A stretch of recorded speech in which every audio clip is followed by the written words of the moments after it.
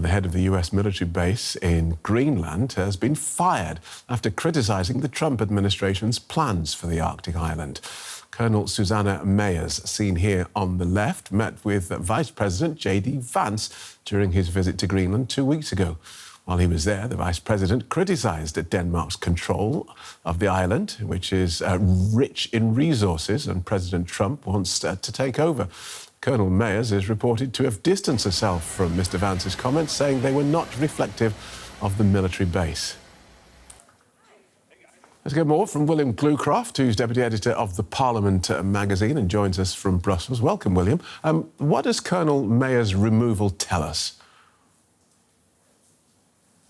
I think it tells us what we saw in a tweet announcing it from the spokesperson or the public affairs office at the Defense Department, which is they will not tolerate insubordination or anyone trying to undermine the president's agenda. The colonel in charge of this base, apparently, according to military.com, a military news platform, sent an email to staff at this base shortly after Vance's visit there, essentially saying that everyone is welcome, that the U.S. presence there is part of the friendship with Denmark and local Greenlanders. She seems to be in a bit of between a rock and a hard place, needing to follow the chain of command, but also maintain a sense of solidarity and morale on the base, which includes American personnel and also Danish and Greenlanders. So that seems to be what prompted her to send that email, which then became public, and she was quickly removed from her position. No indication of where she might be now or what her role may now be.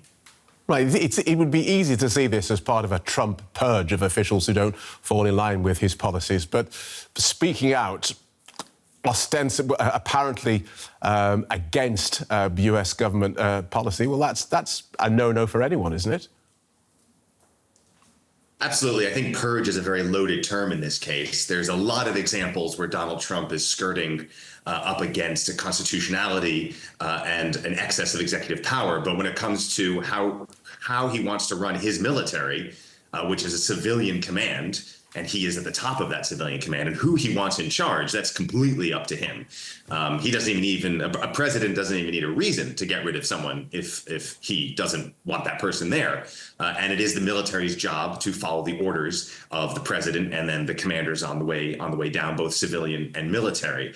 So the colonel is definitely putting herself in a dicey situation by having something in writing that seemed to contradict that very thing, that following of orders. That said, according to military.com, at least the portion of the email that was released didn't so explicitly say that she was against anything the Trump administration was saying. In fact, it says that she was not involving herself in politics, just that she wanted to show a sense of solidarity with the non-American personnel that were on that base. Nonetheless, a dicey thing for anyone in uniform to be doing in any military, really, and certainly the American one. So a quick word then about how, or indeed whether, this will affect President Trump's hopes of taking Greenland and controlling the Arctic region. Yeah, I don't think any colonel, remember, a colonel is a fairly high-ranking officer, but not a general, not anyone. There's many colonels in the U.S. military. So I don't think whatever the Trump administration might have planned for Greenland, and it's very difficult to say, like most of Trump's policies, it's very difficult to kind of make out a through line in where he's really going with them. I doubt whatever that may be, it's going to be affected by one person being pulled or another. That said, this is part of a wider reaching shakeup of the higher ranking echelons of the U.S. military that we've been seeing in the last days and few weeks, which again, Donald Trump's right to do it. So as always, we will just have to see how his policies develop or lack thereof. Thanks, William. William Glucroft from the Parliament magazine.